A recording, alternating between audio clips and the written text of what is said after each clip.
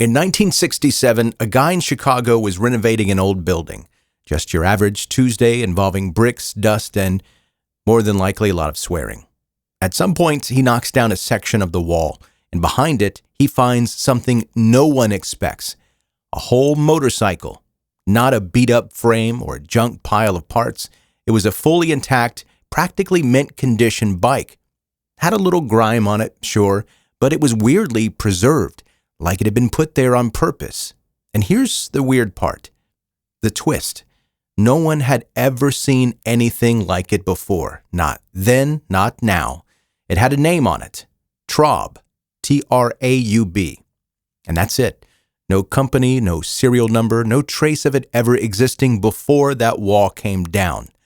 So, now we've got a motorcycle that seems to have come out of nowhere with engineering that shouldn't exist for another 20 years. Just chilling behind a wall for half a century. Who built it? Why did they hide it?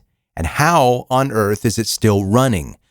This is the story of the Traub motorcycle, the most mysterious one-of-a-kind machine in American history.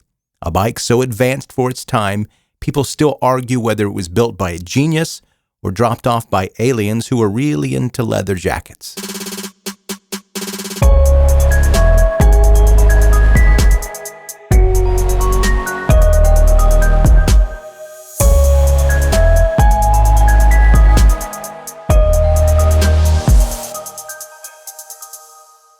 The building where the Traub was found, totally unremarkable. Just a standard brick walk-up on the north side of Chicago.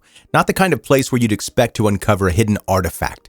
More like the kind of place where you'd expect to find bad insulation and a forgotten bottle of Old Spice. But in 1967, a guy doing renovations started knocking out a wall. Behind it, he didn't find pipes or wiring. He found a motorcycle, and not a broken-down heap or rusty frame. This was a full bike, intact, preserved, just sitting there like it had been waiting for someone to come find it. It very clearly wasn't dumped there. It wasn't hidden in a moment of panic. It was sealed in, on purpose, behind solid brick, protected from the elements, tucked away with precision. It wasn't a teenager stashing a stolen bike. It was surgical, intentional, almost ceremonial. And that's what makes it so strange. If you build something this intricate, this beautiful, why would you hide it? Bikes are meant to be ridden, shown off, bragged about at obnoxious length. That's basically 70% of motorcycle culture. But this one was hidden like evidence or like a secret the builder didn't want anyone else to have. At first, people just assumed it might be a stolen bike. Maybe someone boosted it, panicked, and bricked it up behind a wall, like it was Amontillado. But that theory unravels as soon as you look at the thing. You don't risk prison to steal something that no one's ever heard of. You don't brick up a custom-built bike that doesn't exist anywhere else. You brag about it. You ride it until your neighbors filed noise complaints. You definitely don't wall it up and walk away.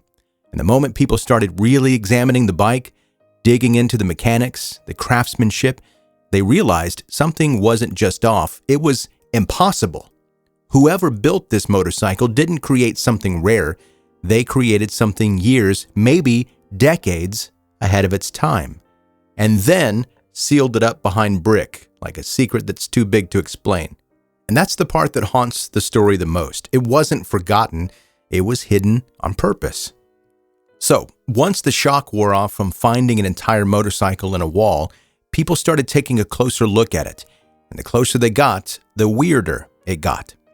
At first glance, the Traub looks like your typical early 20th century motorcycle. It's got that old school charm, kind of bike you'd expect to see in a sepia-tone photo with some guy named Earl wearing goggles the size of dinner plates. But under the surface, this thing is a mechanical anomaly.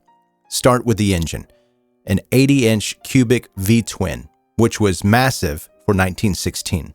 For context, most motorcycles at the time were closer to 30 or 40 cubic inches. This was basically the muscle car of its day, disguised as a polite gentleman's ride. Now, engines are one thing, but the engineering is where jaws started dropping. The Traub had a 3-speed transmission, which might not sound impressive now, but in 1916, that was cutting edge. The clutch system, the drivetrain, all of it was smoother, more advanced, and more precise than anything else from that time. A lot of the parts on this motorcycle, they were hand-machined, custom-made, one of a kind. Whoever built this bike didn't grab parts off of a shelf. They crafted them from scratch, and the quality was immaculate. We're talking about tight tolerances, clever design, and things that even today's mechanics look at and go, wait, how did they do that? Even the brake system was unique. Most bikes back then had rudimentary setups. Some barely worked at all. The Traub, full-on drum brakes on both wheels, decades ahead of standard practice. And the weirdest flex of all, the thing still works. Like, really well. It's not a showroom piece only. It starts on the first kick, idles smooth and rides like it was built yesterday by someone with a NASA budget and a grudge against mediocrity. So now you've got this impossibly advanced bike with a design that shouldn't exist in the 1930s and performance that blows its contemporaries out of the water. It doesn't match anything from Harley-Davidson. It doesn't resemble early Indians. It's not a copy, a prototype, or a fluke. It's a machine from another timeline. Which begs the question, why only one? Why build something this brilliant and then stop? No production line, no patent, no follow-up, just one perfect machine and then nothing. Whoever made it walked away from greatness or was never trying to be found in the first place. So who built the Traub? Well, there is a name stamped right on the side of the bike like a signature. Traub. That's it. Just the name. No logo, no company, no Traub Motorcycles, established 1916, letterhead, nothing. Eventually, someone digging through old Chicago records came across a possible match. A man named Gottlieb Traub, who lived in the area around the time the bike would have been built. He was a German immigrant, a skilled machinist, and exactly the kind of person who could have made something like this. And get this, his address, not too far from the building where the motorcycle was found. Seems promising, right? Except that's where the trail stops.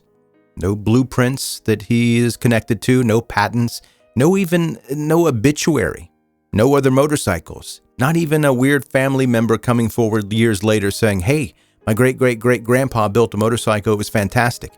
It's like Gottlieb Traub, if that was even the guy, built the greatest bike of his generation, then disappeared into the ether. Some say he might have gone off to fight in World War I and never came back. Others think he built it for someone he loved, and when that didn't pan out, he sealed it away and walked off the grid. Full drama movie style. And honestly, either way, it's tragic.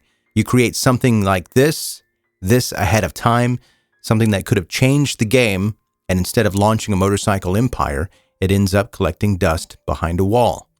Sometimes the saddest part of a mystery isn't that we don't have the answer. It's that the person who had it never stuck around long enough to explain. Today, the Traub motorcycle lives at the Wheels Through Time Museum in Maggie Valley, North Carolina. And it's not sitting in some velvet-lined display case collecting dust. They ride it. It starts up with one kick and it purrs like it's fresh off the line, which is absurd for a bike built before sliced bread was a thing. After it was discovered in that Chicago wall in 1967, it passed through a couple of private collectors, a guy named Bud Elkins, Steve McQueen's stunt double and a motorcycle legend. He owned it for a while. Eventually, it landed in the hands of Dale Walskler, founder of Wheels Through Time, who preserved it, wrote it, and helped turn it into the mechanical myth it is today. But here's the thing. For all the love and attention the Traub finally got, from gearheads, historians, and conspiracy theorists alike, the mystery has never moved an inch. No factory records, no blueprints, no obituary for the guy who built it, just one name on the frame, a perfect machine, and a wall that kept its mouth shut. Who built it? Why hide it? And why does it still run so well?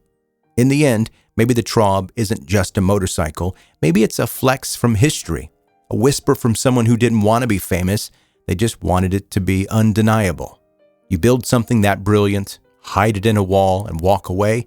Either you're a genius or just seriously done with humanity. Either way, respect. That's it for this episode of 10 Minute Mystery. If you're into strange stories, unsolved weirdness, or just enjoy questioning reality in 10-minute chunks, you're in the right place. Make sure you're following or subscribed so that you don't miss whatever bizarre thing I'm covering next. And hey, if you liked this one, share it with someone who also has questions about everything. Thanks for hanging out. Talk soon.